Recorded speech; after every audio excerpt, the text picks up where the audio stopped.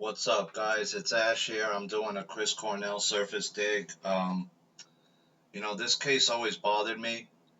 I always felt like there was obviously something really wrong about it. And I remember when his autopsy report came out originally. This is 2017. This is Chris Cornell's full autopsy report.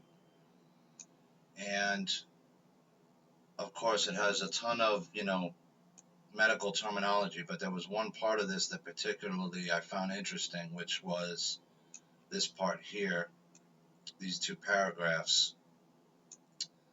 Evidence of treatment. An endotracheal tube was in place and was secured by adhesive tape wrapped around the head. The skin under the adhesive tape had a red-purple discoloration. The mid-aspect of the lower lip had a focal tan abrasion. Adhesive defibrillator pads were on the torso. The left antecubital fossa had 4 0.1 centimeter to 0.2 centimeter needle puncture wounds. An intraosseous catheter extended from the anterior aspect of the right leg. This is the more interesting part. The soft tissues and muscles of the chest had multiple foci of hemorrhage. The anterior aspects of the right 2nd through 6th and left 2nd through 5th ribs were fractured. The anterior mediastinal soft tissues were hemorrhagic. The anterior aspects of the right and left lungs had focal areas of hemorrhage. So he had blood in his lungs. And the 2nd through 5th ribs on the left side were fractured. That's 4, I think. And so he had like 8 or 9 fractured ribs. So if you hung yourself, how'd all your ribs get fractured, right? It's illogical. Somebody beat the living shit out of him was what I felt, because let me tell you, I mean, you could go through a whole 15-round boxing match and not break your ribs, right?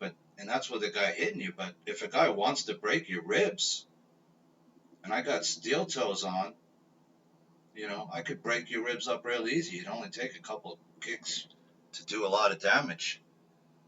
And how did he get this mark on his mouth? Was he knocked out and then beat up real bad and then hung? I don't know. But, my whole thing was that the official story didn't make any sense, because how are you explaining that his ribs broke? All of them, almost. Somebody with all those broken ribs, you could barely get up and move. You couldn't hang yourself. I mean, you probably could, but it would be super painful. And so that story didn't make much sense to me. And of course, he was hung on the doorknob, and you started to see other people that were dying in the same way. And the story was, the official story was, that they hung themselves, right? Kate Spade, Anthony Bourdain. And I came across this in my searches here, the doorknob sacrifices, a Black Sun ritual, 12 celebrity suicides related to the pedophilia cover-up. And, that had been part of the story, was that, or the rumor was that Cornell was friends with Chester Bennington from Lincoln Park, and that they had been working together on some kind of a movie or some kind of a documentary about possibly kids being hurt, pedophilia, or something like that. And that's why they were killed. But you see all these, like, Avicii also hung himself, and, there's all these, like, strange sort of deaths that didn't quite, the story that they were peddling didn't quite make sense. And, I don't have any official evidence, obviously, that any of these people, were killed, or, that something like that. But I just noticed that the thing that bothered me about it was, and here's Avicii, another article I found, what do Avicii, Chester Bennington, and Chris Cornell have in common? So a lot of theories were coming out after this. This is when I remember when some of these people started to, pass away. Avicii, they say he was an alcoholic, pancreatitis. Could he have killed himself? Sure. I'm not saying he didn't, but all these people dying in that same sort of way started to, like, raise my suspicions. This was the charity. Chris Cornell and his wife Vicky had set up a charity in 2012 called If Only. Sorry, guys, helicopter coming by. It is said that Chris Cornell and Chester Bennington were working collaboratively to expose a pedophile ring operating within the music industry. And these allegations have been around for a long time, and in Hollywood as well. So it's nothing new. You know, uh, so this is an article from the Detroit News. Chris Cornell's death probe leaves some unsatisfied. I don't feel like, from what I remember of it, I don't feel like the wife was actually uh, satisfied that this was the official story. And was she scared into silence? It's possible. You're dealing with powerful people who are still in powerful places. Detroit police wrapped up their investigation into the incident after determining there was no foul play involved in Cornell's death inside a room at the MGM Grand Hotel. According to but what some say are unexplained gaps in the official timeline of Cornell's final moments and perceived inconsistencies in the records have led to assertions that Cornell's death was not a suicide at all, but a premeditated homicide. Those are theories police and medical examiners steadfastly reject.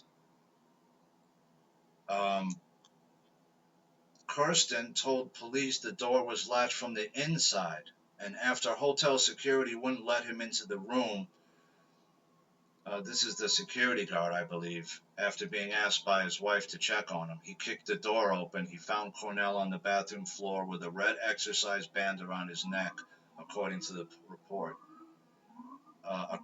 Authorities determined within days that death was a suicide, although wife Vicky Cornell told People magazine she thought the ruling was premature because it came before the toxicology or autopsy results were complete.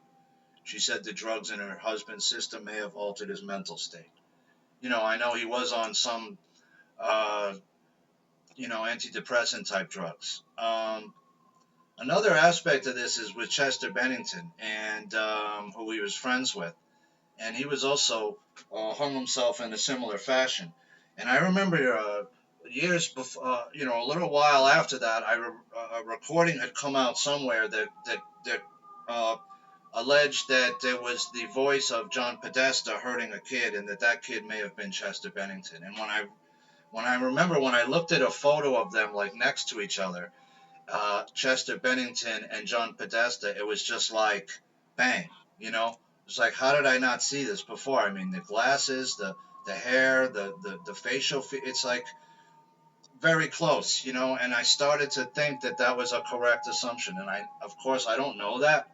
I don't know if John Podesta is his father, and he does have another father, obviously, we're on the record, but I don't know, so sorry guys, we got a lot of fire truck action going on. Hell, it's just New York crazy. But that was the other thing was John Podesta.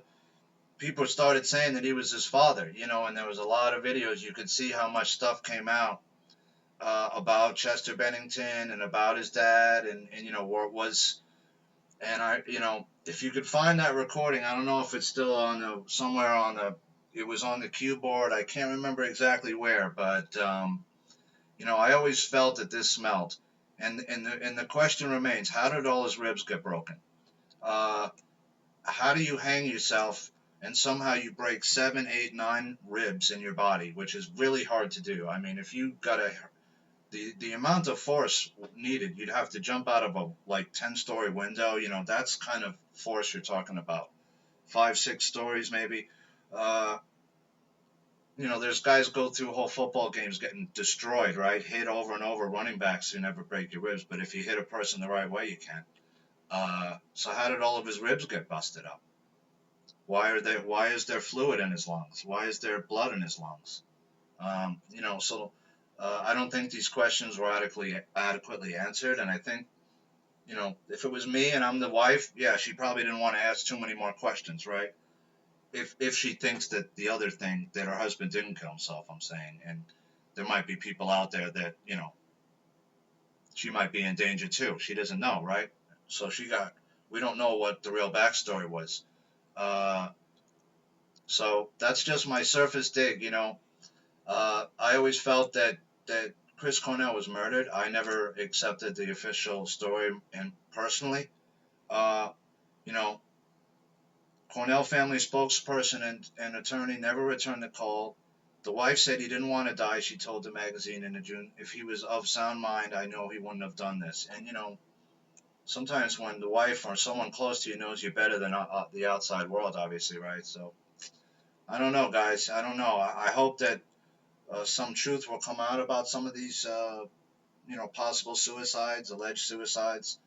I don't think some of the stories match up, and my intuition tells me that, some of these people, I don't think took their own life, and that's just my opinion on it. So that's just my real, very surface level dig on the Chris Cornell and Chester Bennington suicides, and I hope everybody's well, and I hope that the families will get justice if, in fact, the story is, if there's another story behind this that we weren't told. So with that, I hope everyone's well, and until my next report, peace.